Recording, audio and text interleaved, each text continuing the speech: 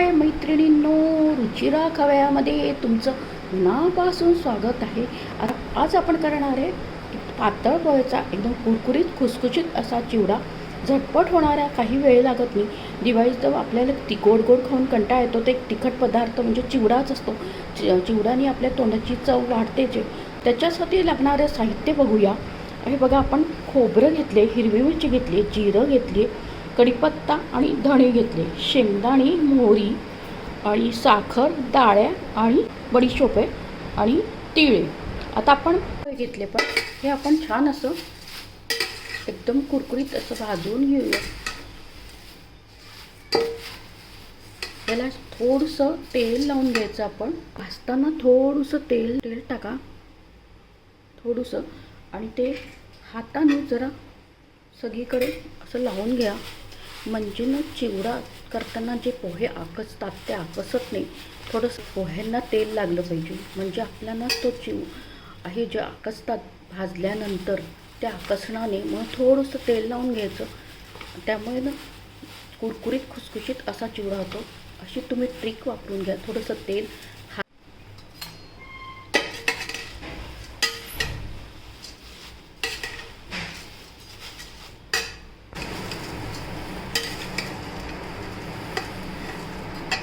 आपण तेल तापत ठेवलं आहे. आता फोडणी करूया चिवड्यासाठी.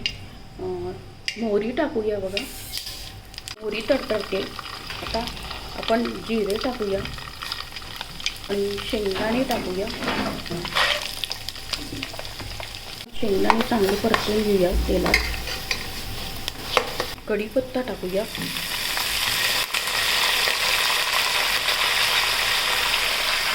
खोबरं, धणे हे सगळं तेलात टाकूया.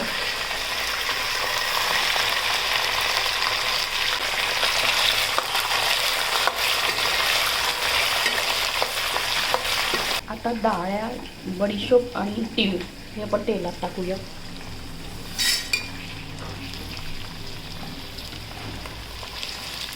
ते तेलात परतून घेऊ चांगलं.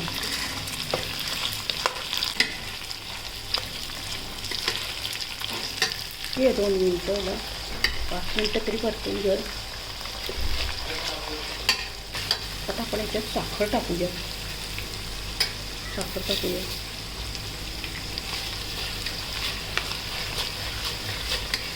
आता थोडी हळद टाकूया आपण.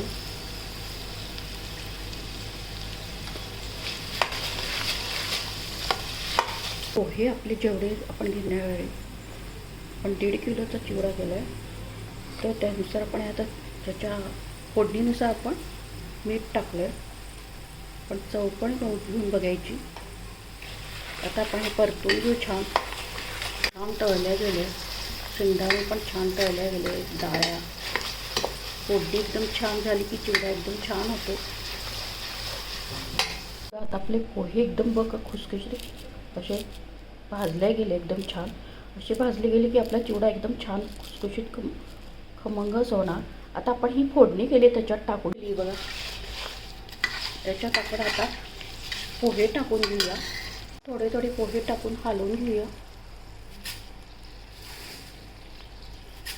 ते टाकले बघा, हे छान आपण आता हलवून घेऊ. पण हे परतून घेऊया एकदम पोह्यामध्ये.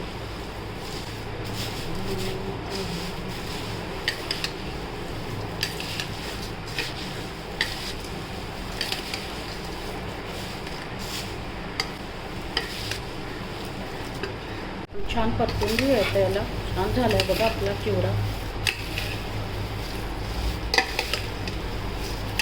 आता आपण प्लेटमध्ये काढूया आणि हा डब्यात भरून ठेवायचा गार झाल्यावर, म्हणजे 15 दिवस वगैरे तर छान असाच राहतो. आपला पण आहे बघा, एकदम खुसखुशीत झालं आहे बघा. तर एकदम खुसखुशीत होतो, एकदम झटपट होतो. तुम्ही भाजताना थोडंसं तेल असं हाताला लावून चोळून घे पोह्यांना, म्हणजे तुमचा भाजताना वेळ पण वाचेल आणि एकदम कुरकुरीत खुसखुशीत असे पोहे भाजले असते. पोहे चांगले भाजले गेले की आणि फोडणी चांगली झाली की आपला चिवडा एकदम खुसखुशीत कुरकुरीत असा होतो आणि शेवटपर्यंत तो कुरकुरीतच राहतो. असा तुम्ही अशा पद्धतीने नक्की करून बघा आणि आपल्या चॅनलला जास्तीत जास्त फ्रेंड सर्कलमध्ये शेअर करा. रेसिपी आवडल्यास प्लीज लाईक आणि सबस्क्राईब अवश्य करा. तुमच्या लाईक आणि सबस्क्राईबशिवाय मला नवीन नवीन रेसिपी व्हिडिओ बनवण्यास प्रोत्साहन आणि उत्साह मिळतो. असाच तुम्ही मला सपोर्ट आणि प्रोत्साहन देत राहा. मस्त खा, आनंदित राहा आणि स्वस्त राहा. थँक्यू. धन्यवाद.